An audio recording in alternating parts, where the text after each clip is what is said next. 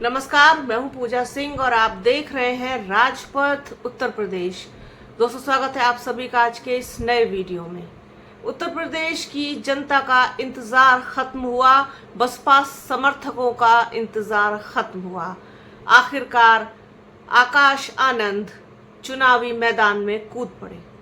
जोरदार आगाज हुआ है बसपा के चुनावी अभियान का। हाथरस की सादाबाद विधानसभा में पहुंचे थे आज आकाश आनंद। वहां के प्रत्याशी डॉक्टर अविन शर्मा की घोषणा करने के लिए बसपा सुप्रीमो मायावती के निर्देशानुसार, उनके आदेशानुसार आकाश आनंद ने वहां पर घोषणा की कि उम्मीदवार बसपा की तरफ से डॉक्टर अविन शर्मा। और उसके बाद अपनी चिर परिचित शैली में, अपने जाने पहचाने अंदाज में और जबरदस्त तेवरों के साथ आकाश आनंद ने जो धुआंधार बैटिंग करनी शुरू की, उन्होंने विरोधियों के छक्के छुड़ा दिए। उसमें फिर चाहे मौजूदा सरकार उत्तर प्रदेश की भारतीय जनता पार्टी हो या फिर उनके विरोधी दूसरे विरोधी समाजवादी पार्टी हो, सबको उन्होंने ठीक से लपेट दिया। खूब जम करके सुनाया, मुद्दों को इस तरीके से उठाया कि मतलब जो विरोधी हैं वो इस सोचने पर मजबूर हो जाएंगे कि आखिरकार ये हुआ क्या। आज की रात तो नींद शायद ही आए किसी को, क्योंकि बसपा हमेशा मुद्दों की बात करती है। मुद्दे ही उठाए उन्होंने, महंगाई, शिक्षा, स्वास्थ्य और जो पेट्रोल चल रहा है एथेनॉल वाला और गन्ने का रस, तमाम चीजें। आगे आप वीडियो है पूरा, मैं आपका ज्यादा समय नहीं लूंगी। आप उन वीडियो क्लिप्स को देखिए और एंजॉय कीजिए किस तरीके से आकाश आनंद ने आज अपने विरोधियों को धोया है। एक जबरदस्त चुनावी अभियान की, प्रचार अभियान की शुरुआत की है आकाश आनंद ने, ऐसा हम कह सकते हैं। बाकी इस पर चर्चा फिर किसी और वीडियो में करेंगे, विस्तृत चर्चा। फिलहाल आप वो सारी वीडियो क्लिप्स देखिए और बने रहिए हमारे चैनल के साथ। चैनल को लाइक, शेयर, सब्सक्राइब कर दीजिएगा। बेल आइकन घंटी जैसी आकृति जरूर दबाइएगा। जल्द मिलूंगी आपसे एक नए वीडियो में, एक नए मुद्दे के साथ। तब तक अपना और अपनों का बहुत ख्याल रखिए। जय हिंद, जय भीम। साथियों, आज यहां मौजूद मेरी सभी माताएं, बहनें, मेरे बड़े बुजुर्ग और इनके साथ आज इतनी बड़ी संख्या में मौजूद मेरे सभी युवा साथी, आप सब आज इतनी गर्मी में इतने लंबे समय से यहां इकट्ठा हुए और अपनी आदरणीय बहन कुमारी मायावती जी के विश्वास पात्र आपकी अपनी विधानसभा सादाबाद से बहुजन समाज पार्टी के उम्मीदवार, आपके अपने डॉक्टर अविन शर्मा जी के समर्थन में आप सब इकट्ठा हुए, तो आप सभी का मैं तहे दिल से आभार प्रकट करता हूं। मैं बहुजन समाज पार्टी की राष्ट्रीय अध्यक्ष व उत्तर प्रदेश की 4 बार रही मुख्यमंत्री एवं पूर्व सांसद आदरणीय बहन जी के नाम से लोकप्रिय बहन कुमारी मायावती जी को पूरे तहे दिल से आभार प्रकट करता हूं। साथियों, जिन्होंने अपनी पूरी जिंदगी बहुजन समाज पार्टी के जन्मदाता एवं संस्थापक मान्यवर साहब श्री काशीराम जी के बताए हुए रास्ते पर चलकर परम पूज्य बाबा साहब डॉक्टर भीमराव अंबेडकर जी के मानवतावादी एवं आत्मसम्मान व स्वाभिमान के मूवमेंट को अपने आजीवन त्याग, तपस्या व कड़े संघर्ष के जरिए एक नई राजनीतिक ऊर्जा, शक्ति वह पहचान दी है तथा उत्तर प्रदेश जैसे विशाल व महत्वपूर्ण राज्य में 4 बार अपनी पार्टी के बीएसपी के नेतृत्व में सरकार बनाकर खासकर बहुजन समाज के लिए एक ऐसी मिसाल बन चुकी हैं जिससे प्रेरणा लेकर करोड़ों लोग यहाँ सामाजिक परिवर्तन व आर्थिक तरक्की के मिशनरी कार्य से जुड़ चुके हैं। इतना ही नहीं बल्कि मैं खुद भी उनके इस नेतृत्व से प्रभावित होकर बीएसपी मूवमेंट से जुड़ा हूं और उनके पद चिन्हों पर चलकर इस मिशनरी दायित्व व कर्तव्य को अपनी आखिरी सांस तक निभाने की पूरी कोशिश करता रहूंगा। साथियों, ये 7,000 करोड़ का कोई छोटा मोटा आंकड़ा नहीं है। बीजेपी पिछले 10 सालों में न या हमारी माताओं, हमारी बहनों को सुरक्षित रख पाई, न ही हमारे युवाओं को नौकरी दे पाई और न ही हमारे लोगों के बच्चों को शिक्षा दे पाई। साथियों, आप लोगों को भाजपा की सरकार और उनके नेताओं की असलियत जानना बहुत जरूरी है, क्योंकि आप सब जानते हैं कि विधानसभा के आम चुनाव सर पर है और ये लोग फिर से आप लोगों के बीच में छोटे मोटे झूठे मूठे वादे लेकर आएंगे, फर्जी मैनिफेस्टो दिखाएंगे और आपसे वोट मांगने का काम करेंगे। परंतु साथियों, इस बारी आपको यूं ही आंख मीचकर इनकी बातों पर विश्वास नहीं करना। 10 साल बहुत लंबा समय होता है। 7,000 करोड़ सिर्फ अपनी कमियां छुपाने के लिए बहुत बड़ी रकम होती है। साथियों, पिछले 10 साल का हिसाब अब हम इस विधानसभा में इनसे मांगने वाले हैं। 2012 से 2017 का शासनकाल को अगर आप याद रख करें तो उनकी सरकार के दौरान सत्ता में संभालते ही एक छेड़छाड़ की विवाद से पूरा मुजफ्फरनगर में इतना खतरनाक दंगे का रूप ले लिया था कि 40 से ज्यादा लोगों की मौत हो गई थी और पूरे प्रदेश में उस साल 850 से ज्यादा दंगे हुए और 130 से ज्यादा लोगों ने अपनी जान खोई। इतना ही नहीं साथियों, बहन जी की सरकार में बहुजन महापुरुषों के नाम पर किए गए जिले जो बहन जी ने बनाए थे, वो 2012 में आते ही अखिलेश जी की सरकार ने एक एक कर सारे नाम मिटाने का काम किया।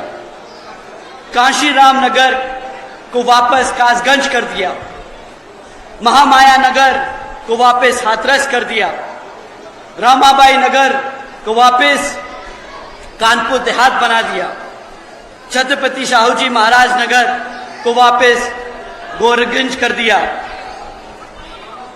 ज्योतिबा फूले नगर को वापस अमरोहा बना दिया और पंचशील नगर को वापस हापुड़ कर दिया। साथियों, ये सिर्फ नाम बदलना नहीं है, इन सभी महापुरुषों के नामों से हमारा इतिहास जुड़ा है। हमारे महापुरुषों के नाम पे रखे गए ये महानगर, इनके महानगरों के नाम लेकर हमारे बच्चे अपना इतिहास याद करते, वो गर्व महसूस करते कि हमारे महान संतों गुरुओं ने भी काम किया, उनके नाम पे भी महानगर है। परंतु इनका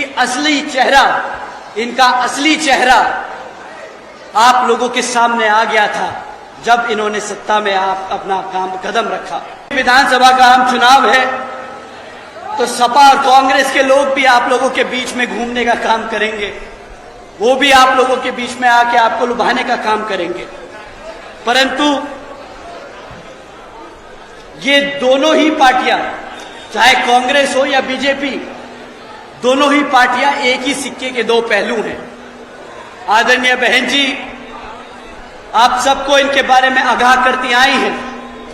साथियों, जिन नीतियों पे भाजपा आपके प्रदेश में काम कर रही है, तो जिस जगह कांग्रेस सत्ता में आसीन है अपने प्रदेशों में, वो भी उन्हीं नीतियों पे अपने राज्य में सत्ता चला रही है। तो इनके काम कुछ अलग नहीं। ये आके आपके सामने लाल किताब का वो ढंढोरा पीटेंगे, बोलेंगे हम कॉन्स्टिट्यूशन के रक्षक है। वो किताब गलती से खुल जाए तो पता चले वो खाली पन्ने हैं, बस नाम का कॉन्स्टिट्यूशन है। वो किताब भी उनकी तरह ही है, अंदर से खाली, सिर्फ बाहर से ढिंडोरा और ढोंग करने के लिए बहुत अच्छी है। जब से 2-2.5 साल से ये लोग पार्लियामेंट पहुंचे हैं, जब से कितनी बार आपके संविधान को बचाने के लिए इन्होंने आवाज उठाई, ये आप सब ने देखा। तो साथियों, कांग्रेस के लोग उसी थाली के चट्टे बट्टे हैं, आज इधर तो कल उधर। अभी बीजेपी को कोसेंगे और कल वही काम आपके अगर सत्ता में आ गए तो वही काम आपके खिलाफ करेंगे। 60 रुपए का पेट्रोल बहुत महंगा हो गया था इन सब के लिए। 60 रुपए का पेट्रोल, गाड़ी चलाना बंद कर दी। अरे बोला कि इतना महंगा पेट्रोल है, अर्थव्यवस्था बिगड़ जाएगी। और आज जिसका पेट्रोलियम मंत्रालय ही नहीं है, वो ही जाके कागजों पे साइन करके बोल रहा है मैंने E100 ले आया, आज आपको मिलावटी तेल मिलेगा। आज भी E20 का मिलावटी पेट्रोल का तेल, पेट्रोल का भाव 110 रुपया कर दिया है। गन्ने का रस 60 रुपए में पेट्रोल मिलता था, आज 110 रुपए में गन्ने का रस बेच रहे हैं। मैंने बहुत लोगों को देखा गन्ने के स्टैंड के बाहर जाके खड़े होके बोलते हैं हाँ अम्मा मैंने तेल तो भरवा लिया है, घर पे लोग आए हैं उनके लिए भी थोड़ा सा कैन से ही निकाल लूंगा, गाड़ी के पेट्रोल के टैंक से ही निकाल लूंगा। ये तो हाल है इनका। साथियों, तीसरा बड़ा महंगाई का मुद्दा इन्होंने बहुत ज्यादा जोर शोर से पीट के बोला कि डॉलर बहुत महंगा हो रहा है, 60 रुपए का डॉलर है। मंच के ऊपर जाके इन्होंने वो कोई ऐसा मौका नहीं छोड़ा जहां पर बोला कि अरे मैं मुख्यमंत्री रहा हूं, मुझे मालूम है कि अर्थव्यवस्था कैसे चलती है। इन्होंने रुपया डुबोया क्योंकि करप्शन है, इनसे अर्थव्यवस्था नहीं संभली। मैं आप सबसे पूछना चाहूंगा कि आज रुपये का भाव क्या है, जरा बताइए। क्या है आज रुपये का भाव? 98। जब तक आपने 98 बोला वो 100 पार कर चुका होगा। श्री नितिन गडकरी जी ने बयान दिया था कि 2024 तक भारत की सारी सड़कें ये अमेरिका से बेहतर बना देंगे। एक तो मुझे समझ नहीं आता इनका ऑब्सेशन कि हम अमेरिका से बेहतर हो जाए। अमेरिका की असली हकीकत हालत देखेंगे तो बोलेंगे हमारा हिंदुस्तान, हमारा भारत ही बेहतर है। परंतु इन्होंने तो वादा कर दिया कि हम 2024 तक इतनी पक्की सड़कें बना देंगे, गांव-गांव में सड़कें खींच देंगे कि अमेरिका पीछे छूट जाएगा। तो हकीकत सुनते हैं। लखनऊ कानपुर एक्सप्रेसवे शुरू होने के 18 दिनों में ही 84 जगहों से ज्यादा उसमें धंस गया। 4,500 करोड़ से ज्यादा की लागत लगाई थी इन्होंने इस लखनऊ कानपुर एक्सप्रेस को बनाने में। और कहते हैं, मैं तो बस कह रहा हूं जो मैंने पढ़ा है, कि भाजपा के सांसद के भाई की कंपनी थी वो। अब जरा कोई सवाल उठाए इस बात पर, क्यों अब मीडिया में इस पे बात नहीं होती? क्यों कोई नहीं पूछता कि देश का सबसे महंगा और सबसे बेकार एक्सप्रेसवे भाजपा के नेता के भाई ने बनाया है? क्या वहां पर करप्शन की बू नहीं आती आपको? पब्लिक का पैसा अब नहीं लुटा क्या? साथियों, ये आपके लिए है सवाल करना। अब आप इनसे सवाल जरूर कीजिएगा कि कैसा बना है कानपुर लखनऊ का एक्सप्रेसवे। मैं आप लोगों से कहूं कि भाजपा की सरकार के दौरान हमारे बच्चों के स्कूल बंद कर दिए गए। भाजपा की सरकार के दौरान शिक्षकों की भर्ती रोक दी गई। भाजपा की सरकार के दौरान हमारे बच्चों के रोजगार छीन लिए गए। तो क्या मैं गलत हूं? क्या मैं गलत हूं? क्या आपके साथ गलत हुआ?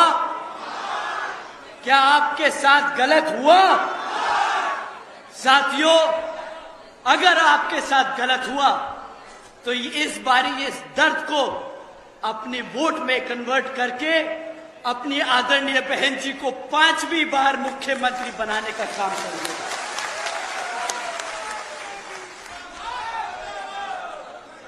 इनके कैबिनेट में बैठे मिनिस्टर जब इनसे सवाल किया जाता है कि भाई आपका डॉलर 100 रुपए पार करता दिख रहा है, तो बोलते हैं कि इट्स जस्ट अ नंबर, 100 रुपया एक नंबर ही तो है।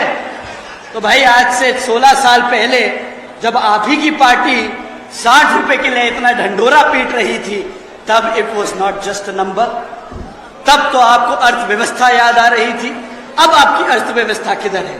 अब आपका फॉरेन पॉलिसी, आपका फाइनेंशियल डिसिप्लिन किधर है? इन सब का सवाल आप लोगों को पूछना होगा। 2014 में गैस सिलेंडर 400 रुपए हुआ करता था और उस पे इनके सभी नेता लोग सड़क पर उतर के गैस सिलेंडर सर पे रखकर छाती पीट कर बोल रहे थे, अरे महंगाई है, मर गए हमारे आम लोग। आज 1200 रुपए का है। सड़क भूल गए क्या? या वो सड़क ढह गई जिसमें तुमने वो 1200 रुपए का सिलेंडर बेचा? सपा के राष्ट्रीय अध्यक्ष आदरणीय अखिलेश अंकल जी की मैं पूरी इज्जत से, पूरे आदर सम्मान से उनका नाम ले रहा हूं। उनकी उम्र अब हो गई है। अगर मैं 30 साल का लड़का 50 साल के वक्त आदमी को अगर अंकल नहीं कहूंगा तो फिर क्या कहूं? आप ही बताएं। आदरणीय अखिलेश अंकल जी, तो उनका तो यही नहीं समझ आता कि वो अपनी पार्टी में पीडीए करते कह रहे हैं, परंतु कभी पीडीए का मतलब कुछ और हो जाता है और कभी कुछ और। अभी 1-2 दिन पहले ही आदरणीय बहन जी ने ट्वीट कर कहा कि हालात को देखकर जैसे गिरगिट रंग बदल देता है, वैसे ही अखिलेश अंकल जी का पीडीए का मतलब भी कभी कुछ बदल जाता है, समय देखकर तो कभी कुछ बदल जाता है।